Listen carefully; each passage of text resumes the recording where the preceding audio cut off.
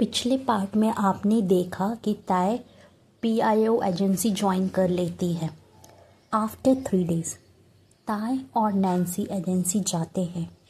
वह वहाँ की बिल्डिंग में पहुँचते हैं और बिल्डिंग को देखकर हक्के बक्के रह जाते हैं, क्योंकि उन्हें विश्वास नहीं था कि पीआईओ एजेंसी किसी यूनिवर्सिटी की तरह लगेगी। वो काफ़ी बड़ा था। उन्हें लगा वो कोई एक बिल्डिंग होगी जिसमें लोग काम करेंगे, पर यहाँ आकर सब कुछ उन्हें अलग ही हो गया। फिर नैन्सी और ताई बिल्डिंग के अंदर चले जाते हैं और उन्हें वहाँ पर उनके कुछ क्लासमेट भी मिल जाते हैं जो इस एजेंसी के हिस्से थे। क्योंकि उनका काम का पहला दिन था तो उन्हें सिर्फ काम समझाया गया था और उसके बाद उन्होंने बिल्डिंग का दौरा किया। फिर वो अपने घर वापस आ गए। उसी रात फिर रात सुनसान सड़क में के बीच फिर से एक लड़की की चीखने की आवाज़ आती है। साथ ही में उसे गुर्राने की आवाज़ भी आती है, जैसे कोई भेड़िया चिल्ला रहा हो। और उसके बाद लड़की की मौत हो जाती है। अगला दिन फिर से मौत की खबर उसके दादाजी पढ़ते हैं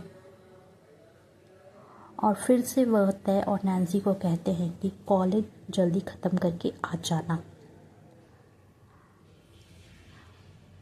कॉलेज फिनिश करने के बाद तय और नैन्सी एजेंसी में चले जाते हैं। आज वो दिन था जहाँ पर वह जांच पड़ताल करने वाले थे। तो तय, नैन्सी और बाकी लोग बहुत एक्साइटेड थे क्योंकि यह उनका फर्स्ट टाइम था। तो दोनों जहाँ पर लड़की की लाश मिली होती है जंगल में, वो वहाँ जाते हैं।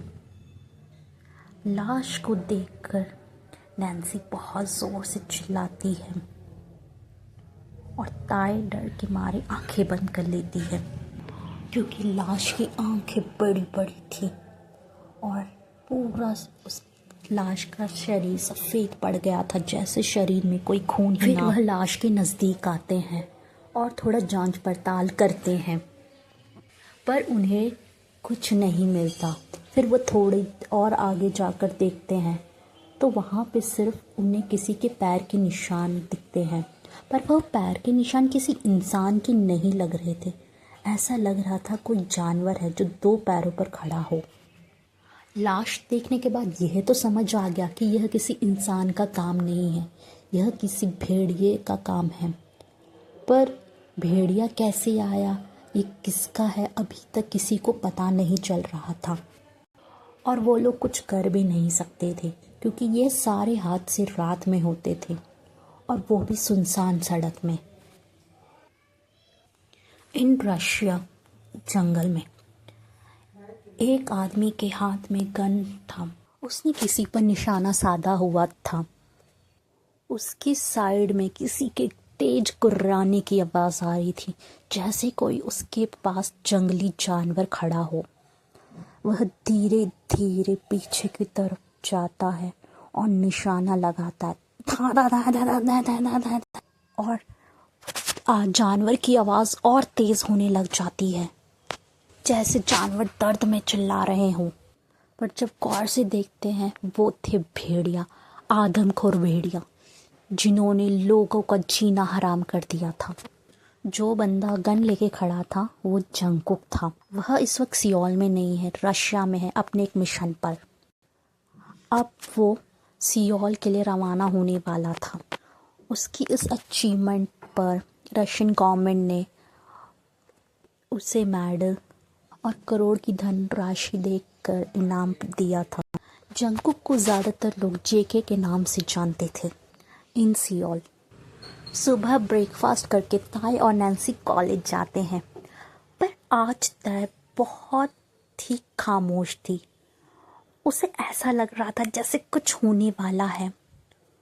उसको बार बार अजीब तरीके से लगने लग से एंग्जाइटी हो रही थी। उसके वजह से आज उसने क्लास में किसी चीज़ पर ध्यान नहीं दिया। जब नैन्सी ने ये देखा तो उससे पूछा, ताई क्या हुआ है? ताई धीरे से बोलती है, पता नहीं नैन्सी, मुझे आज कुछ अच्छा नहीं लग रहा है। मुझे बहुत बेचैनी हो रही है, जैसे कुछ होने वाला है। नैन्सी ताई की पीठ सहलाते हुए कहती है, ताई तुम कुछ ज़्यादा ही सोच रही हो। मुझे पता है तुमने कल वो लाश देखी थी, शायद इसीलिए। ताई भी सोचती शायद यही कारण होगा, तो वो अपना हाँ में सर हिला देती है। पर आज सच में कुछ होने वाला था, जो ताई और किसी ने भी नहीं सोचा। फिर नैन्सी कहती है, अगर तुम्हें यहाँ अच्छा नहीं लग रहा है तो कॉलेज गार्डन में बैठते हैं, तुम्हें अच्छा लगेगा। फिर नैन्सी, ताई और उसके कुछ फ्रेंड गार्डन में चले जाते हैं। वहाँ कुछ बातें करते हैं, मस्ती मजाक करते हैं और फिर ताई लोग एजेंसी में चले जाते हैं।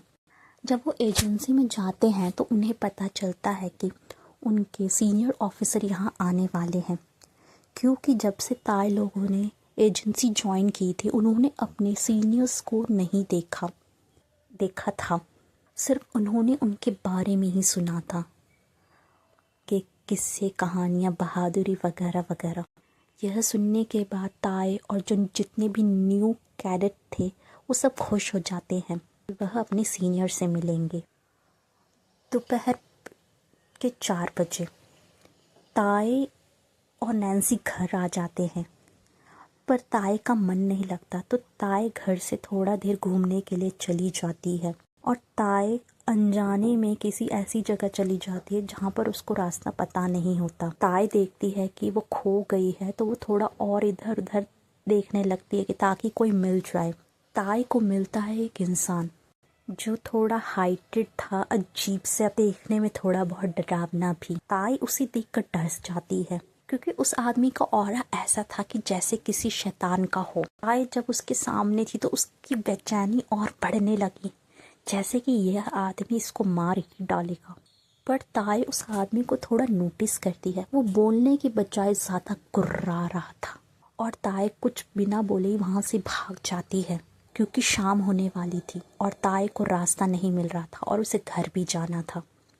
ताई भागते भागते अपनी किसी क्लासमेट से टकरा जाती है।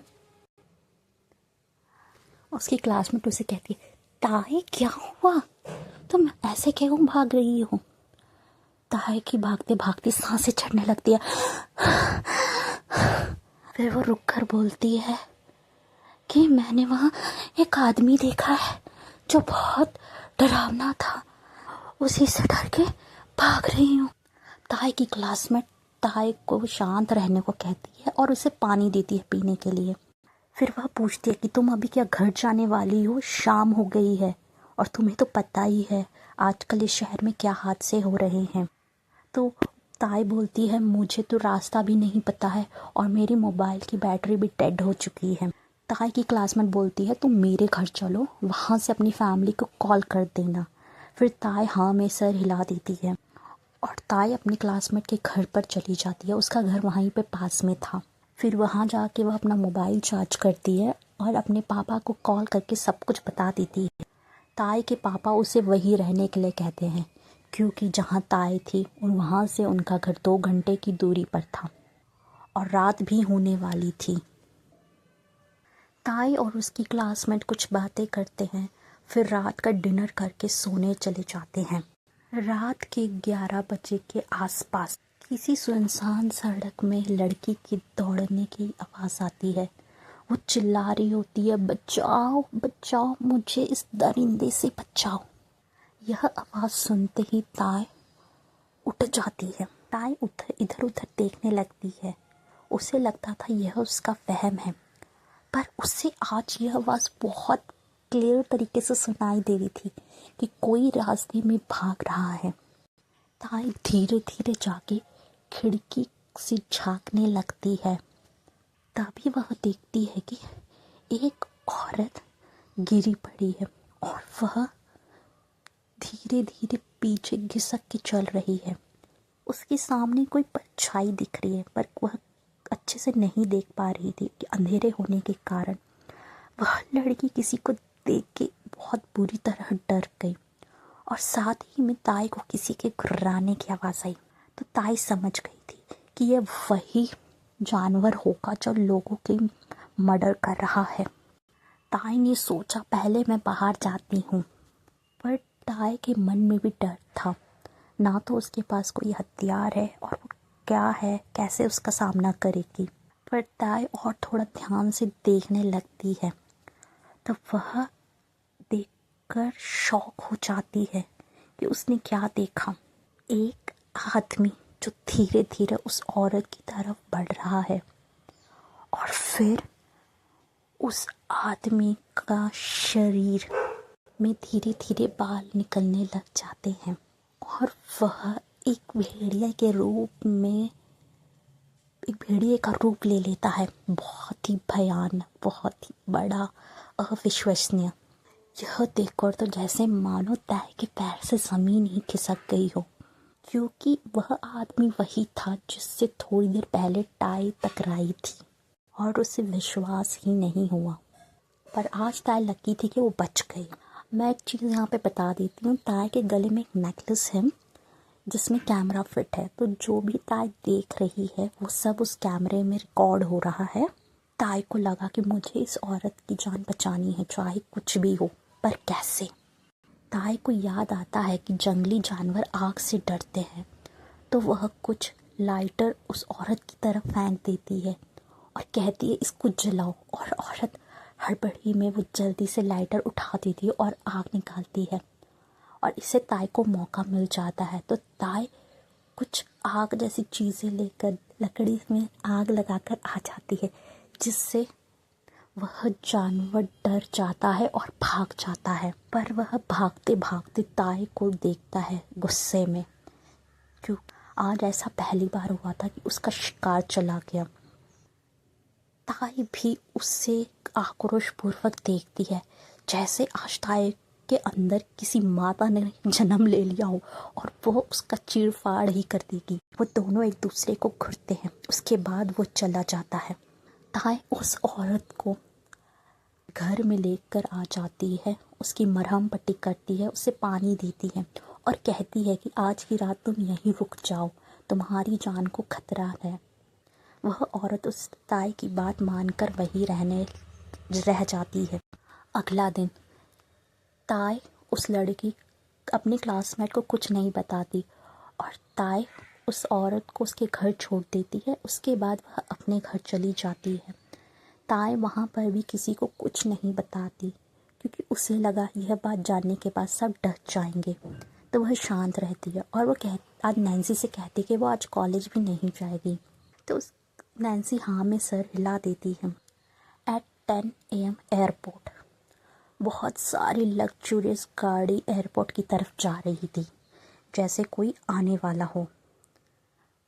जी हाँ, जेके जो एयरपोर्ट में आया था, जो किसी हीरो से कम नहीं लग रहा था। सब लोग उधर वहाँ आने के बाद सब लोग जेके की फ़ोटो क्लिक करने लगे और साथ ही में लाइव भी चल रहा था कि crown princess back, crown princess back, ऐसा करके सब लोग वहाँ पे चिल्लाने लगे। न्यूज़ में भी लाइव चल रहा था। यहाँ खबर सुनते ही बहुत सारे लोग खुश हो गए, ख़ास तौर पे लड़कियाँ। तो आज की कहानी हम यहीं ख़त्म करते हैं। मिलते हैं नेक्स्ट पार्ट में। अगर कहानी आपको अच्छी लगी हो तो लाइक कीजिए, शेयर कीजिए, सब्सक्राइब कीजिए।